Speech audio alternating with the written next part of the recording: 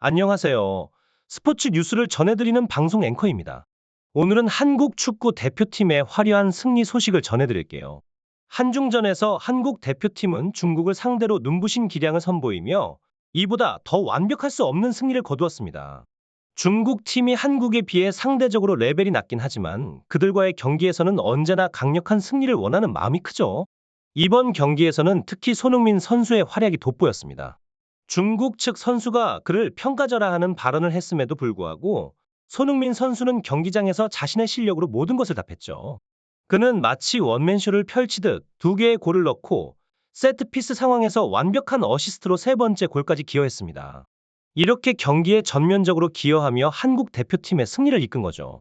손흥민 선수가 이번 경기에서 풀타임을 소화했음에도 팬들 사이에서는 그의 활약에 대한 불만이 전혀 없었습니다. 왜냐하면 그의 경기력이 그야말로 월드클래스 수준이었기 때문이죠. 그의 무서운 골 결정력과 패스 능력은 경기장에서 중국팀을 압도했습니다. 이번 경기는 손흥민 선수의 진정한 리더십과 기량을 다시 한번 증명하는 자리였습니다. 이처럼 한국 축구 대표팀은 손흥민 선수의 뛰어난 리더십과 경기력으로 계속해서 승리를 거두며 월드컵 진출에 한 걸음 더 다가가고 있습니다. 클린스만 감독은 중국과의 경기에 임하면서 전술적인 변화를 줬는데요. 특히 중요한 변화는 중앙 미드필더 포지션에 있었습니다. 이번 경기에는 이재성과 서령우를 빼고 수비적인 성향이 강한 박용우와 김태환을 선발로 투입했습니다. 이는 중국의 강한 피지컬에 맞서기 위한 전략적 선택으로 보입니다. 공격진에는 손흥민과 조규성이 투톱을 형성했으며 양쪽 날개에는 활동적인 이강인과 황희찬이 배치되었습니다.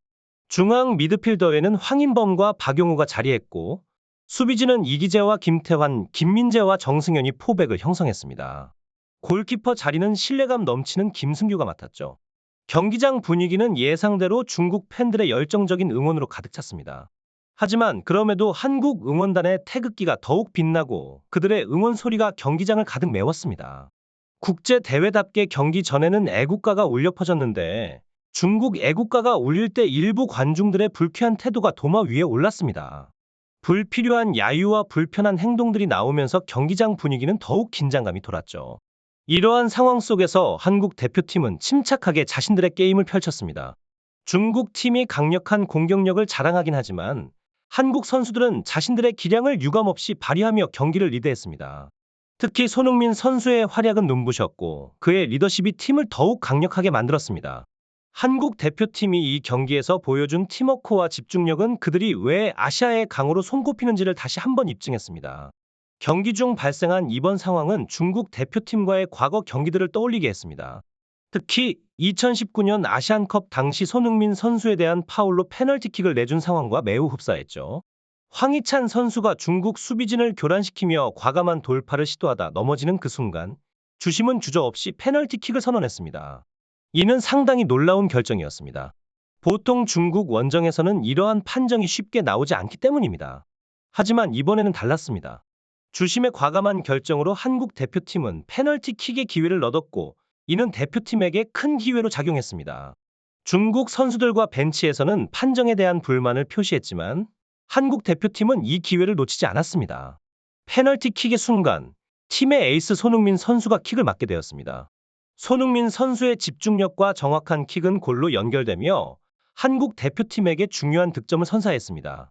이 골은 경기의 흐름을 완전히 한국 쪽으로 가져오는 결정적인 순간이었죠. 이번 경기는 한국 대표팀에게 중요한 승리였습니다.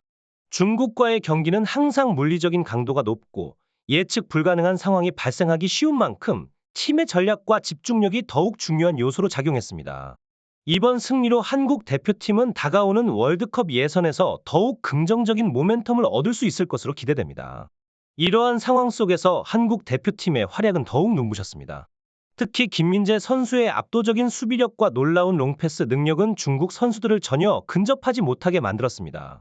김민재의 한 방에 중국의 수비 조직은 무너지고 이강인 선수는 마치 축구장을 자신의 무대로 만들듯 중국 선수들을 손쉽게 농락했습니다. 황희찬 선수의 끊임없는 돌파는 중국 수비진을 지치게 만들었고 경기장 곳곳에서 한국 선수들의 우위가 확연히 드러났습니다. 중국 팀의 물리적인 플레이에도 불구하고 한국 대표팀은 차분하고 집중력 있는 플레이로 경기를 지배했습니다. 이러한 상황 속에서 한국 대표팀은 결정적인 골을 넣지 못했지만 경기의 흐름은 완전히 한국이 장악하고 있었습니다. 이러한 우세한 경기력은 한국 팬들에게 큰 만족감을 선사했습니다.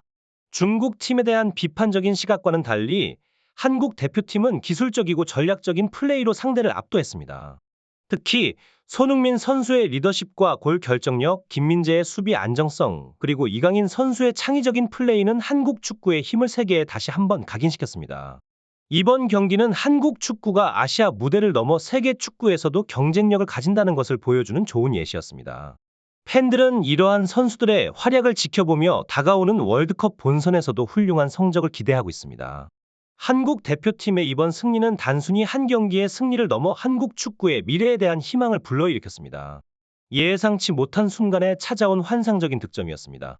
이강인의 빼어난 코너킥과 손흥민의 탁월한 헤딩이 맞물려 중국의 골망을 흔든 순간은 마치 축구 교과서에 실릴 법한 명장면이었습니다.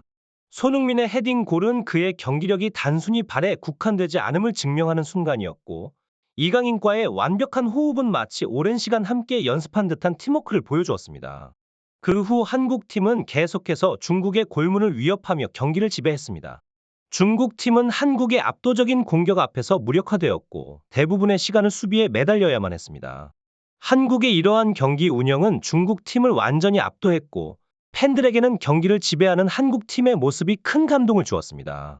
경기의 마지막까지 한국팀은 완벽한 경기 운영을 보여주며 중국팀에게는 그 어떤 기회도 주지 않았습니다. 이날 한국팀의 승리는 단순한 점수 차이를 넘어서 한국 축구의 우수함을 전 세계에 과시하는 무대가 되었습니다. 특히 손흥민과 이강인의 환상적인 조합은 앞으로의 경기에서도 큰 기대를 모으게 하였습니다. 손흥민 선수의 헤딩골은 그의 유럽 축구 생활 10년 동안 이룬 200골 중 드문 쾌거였습니다. 이번 골은 완벽한 전략의 결과였어요.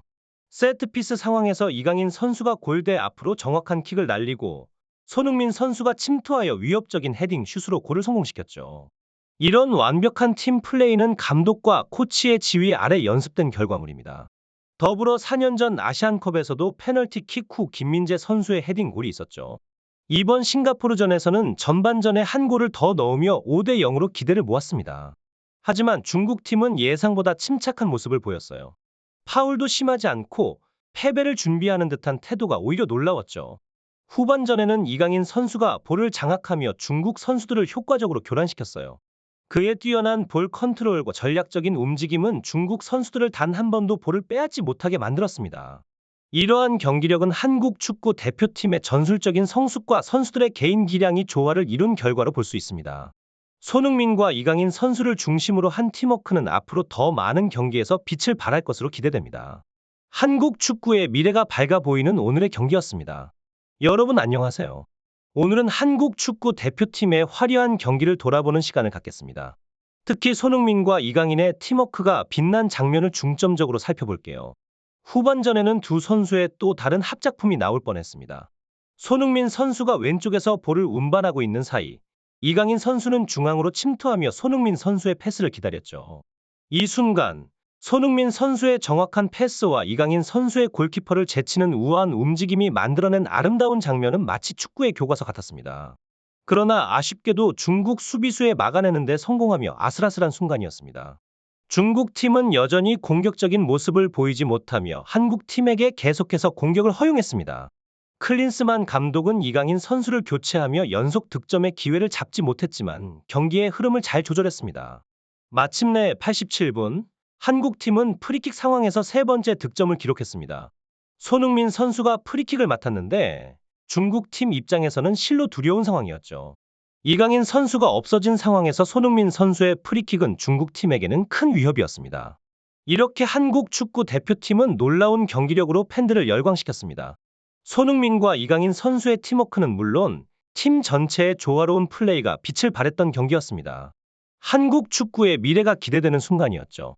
경기의 하이라이트는 손흥민 선수가 찬 프리킥에서 정승현 선수가 헤딩으로 매치 데뷔골을 기록한 순간이었습니다. 손흥민 선수의 정확한 어시스트는 마치 예술작품과도 같았죠.